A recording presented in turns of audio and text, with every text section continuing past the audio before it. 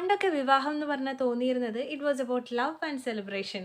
പക്ഷേ ഇപ്പോൾ പല വെഡ്ഡിങ് ഫംഗ്ഷൻസും കാണുമ്പോൾ തോന്നിപ്പോകുന്നത് ഈ സെലിബ്രേഷൻ മാറിയിട്ട് ഒരു കൈൻഡ് ഓഫ് ഷോ ഓഫ് ആയി പോകുന്നുണ്ടോ എന്നാണ്. അതായത് like A competition of gold and glamour. Marriage ചെയ്യുന്ന രണ്ടുപേരുടെ ഇഷ്ടങ്ങൾക്കും താല്പര്യങ്ങൾക്കും അപ്പുറം മറ്റുള്ളവരെ കാണിക്കാൻ വേണ്ടിയിട്ടുള്ള ഒരു ചടങ്ങ്. അതായത് അവരുടെ financial background, family background, social status, ഇതൊക്കെ 10 പേരെ അറിയിക്കാൻ വേണ്ടിയുള്ള ഒരു ചടങ്ങ് കൂടിയായി മാറിയിരിക്കുകയാണ് ഇന്നത്തെ വിവാഹങ്ങൾ. ആക്ച്വലി ഈ മാരേജ് എന്ന് പറഞ്ഞാൽ എന്താണ്? അത് രണ്ട് വ്യക്തികൾ തമ്മിലുള്ള പരസ്പര ബന്ധത്തെ ആവണം സൂചിപ്പിക്കേണ്ടത്. അതായത് ലവ്, പീസ്, അണ്ടർസ്റ്റാൻഡിങ് ഇതൊക്കെ ആവണം വാല്യൂ ചെയ്യപ്പെടേണ്ടത്. അല്ലാതെ സ്വർണം കൊണ്ടുള്ള ഒരു ചങ്ങലയല്ല. ഇന്നത്തെ കാലത്ത് ബന്ധങ്ങളൊക്കെ സ്വർണം കൊണ്ടുള്ള ചങ്ങലയായി മാറുന്നത് കൊണ്ടാണ് പല പെൺകുട്ടികൾക്കും ഹറാസ്മെന്റിന് ഇരയാവേണ്ടി വരുന്നത്. അല്ലെങ്കിൽ തന്നെ ഇപ്പോൾ സ്ത്രീധനം ആരും ചോദിച്ചു വാങ്ങാറില്ലല്ലോ.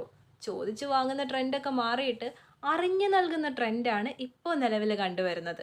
എന്തുകൊണ്ട് സ്ത്രീധനം കൊടുക്കുന്നു എന്ന് ചോദിക്കുമ്പോൾ പല പേരൻസും നൽകുന്ന മറുപടി തൻ്റെ മകൾക്ക് ഫ്യൂച്ചർ ആവശ്യങ്ങൾക്ക് വേണ്ടിയിട്ടുള്ള ഒരു കരുതൽ എന്നാണ്. കരുതലാണെങ്കിൽ അത് ഫ്യൂച്ചറിൽ കൊടുത്താൽ പോരെ? ഇത്രയും ആളുകളുടെ മുന്നിൽ വെച്ച് തന്നെ കൊടുക്കണം നിർബന്ധമുണ്ടോ?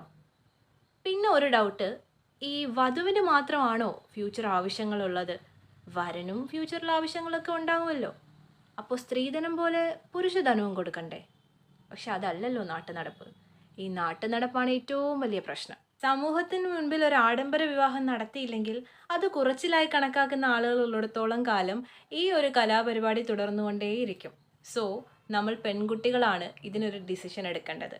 ഒരു പെൺകുട്ടി എന്ന നിലയിൽ വിവാഹത്തിന് മുന്നേ ആദ്യം വേണ്ടത് ഫിനാൻഷ്യൽ ഫ്രീഡം ആണ്.